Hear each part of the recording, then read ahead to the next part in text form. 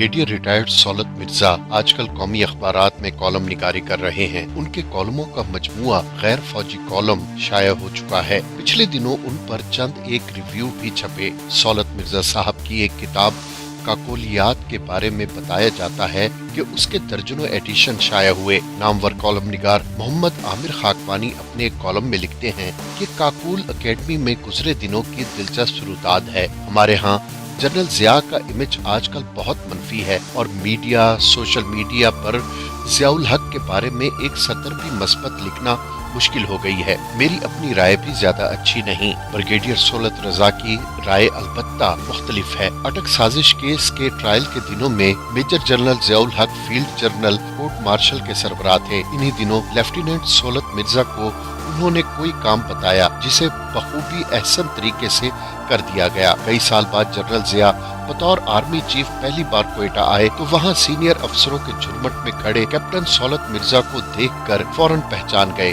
और बड़े तपाक से मिले। सब हैरान थे कि आर्मी चीफ एक इतने जूनियर अफसर को इतनी तवज्जो क्यों दे रहा है। चीफ की इस तवज्जो की वजह से नौजवान अफसर के दफ्तर में कालीन और दीगर सहूलतों का फौरी इजाफा हो गया। सौलत रजा ने जनरल जियाउल हक की सादगी और किसी माकूल मशवरे को बिला हिलो हुज्जत मान लेने के वाकयात बताए। वो कहते हैं ये हकीकत है कि जनरल जियाउल हक मार्शल्लाह हुक्मरान होने के बावजूद काफी हद तक आजादी इजहार बर्दाश्त करते थे। अखबारात और कुतुब का मुताला उनकी आदत सानिया था। यूं उनमें एक बा-इखलाक सामे की तमाम खुसूसियात मौजूद थी। उन्होंने अपने दौरे हुकूमत में अस्करी सियासी अबलागी महाज पर मुनफरिद कारनामे अंजाम दिए जिन्हें महज मार्शल्लाह हुकूमत कहकर नजर अंदाज नहीं किया जा सकता। बदकिस्मती से सानह बहावलपुर के बाद जनरल जियाउल हक के गैर सियासी कारनामे पसे पुश चले गए। मियां नवाज शरीफ ने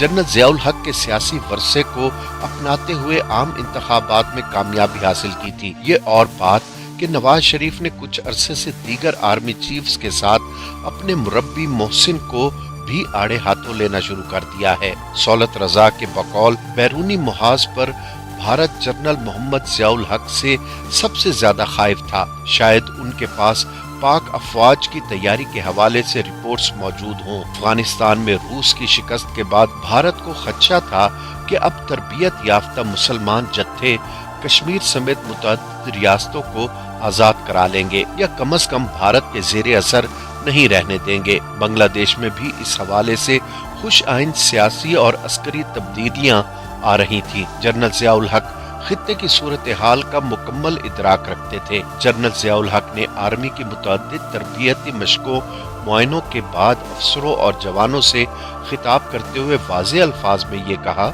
हमने सुकूत ढाका का बदला लेना है। आज नहीं तो कल, कल नहीं तो परसों ये होकर रहेगा। भारत के साथ वही कुछ किया जाएगा जो उसने हमारे साथ मशरिकी पाकिस्तान में किया। सौलत रजा के ख्याल में जियाउल हक की कौमी खिदमात को महज मार्शल्लाई हुक्मरान कहकर नजरअंदाज नहीं किया जा सकता। ताहम उन्होंने एक और दिलचस्प वाक़या सुनाया जो भुट्टो साहब की उफ्ताद तबाह को बताने के साथ जियाउल हक के बारे में भी मनफी तासुर कायम करता है। सौलत रजा उन दिनों कोयटा में कैप्टन थे। वो कहते हैं कि भुट्टो साहब बतौर वजीर आजम कोयटा दौरे पर आए। आर्मी चीफ जियाउल हक और adviser general retired Tikka Khan भी हमरा थे। कोयटा मेस में उनके एजाज में लंच था जिसमें गैरिजन के कुछ और अफसर भी थे। लंच की बाज़ाब्ता कार्रवाई से पहले भुट्टो साहब के गिर्द जवान अफसर घेरा डाले उनकी गुफ्तगू सुन रहे थे। इतने में भुट्टो के मुलाजिम ने उनका पसंदीदा मशरूब उनके सामने रख दिया। किसी ने आवाज लगाई कि आर्मी मेस में ये मशरूब नौशे जहां करने पर पाबंदी है। भुट्टो साहब की गरज सुनाई दी, वेयर इज जिया।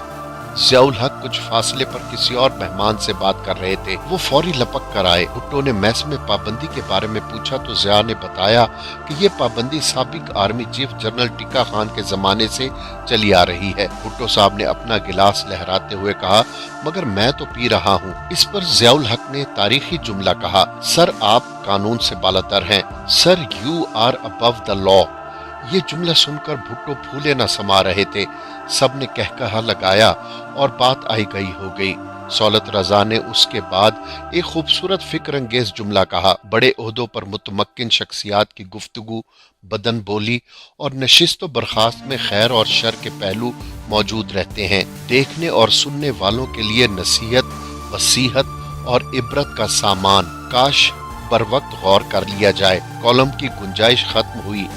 MQM और उनके खिलाफ किए जाने वाले ऑपरेशन का जिक्र रह गया।